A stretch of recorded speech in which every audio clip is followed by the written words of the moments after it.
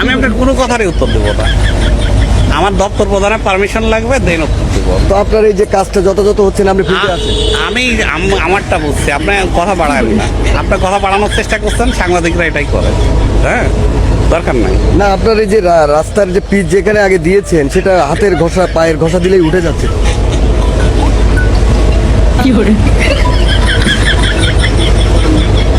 কি বলবেন? কাজটা তো যথাযথ হচ্ছে না। আপনি ঘটনাস্থলে রয়েছেন, তো আপনার দায়িত্ব এটা দেখার, তো কি করছেন আপনি? একটু কথা বলেন। তাহলে আমরা কি বলবো, কাজটায় অনিয়ম দুর্নীতি হচ্ছে?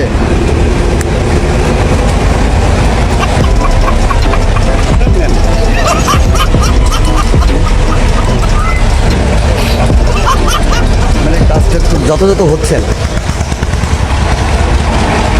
কিছু বলেন।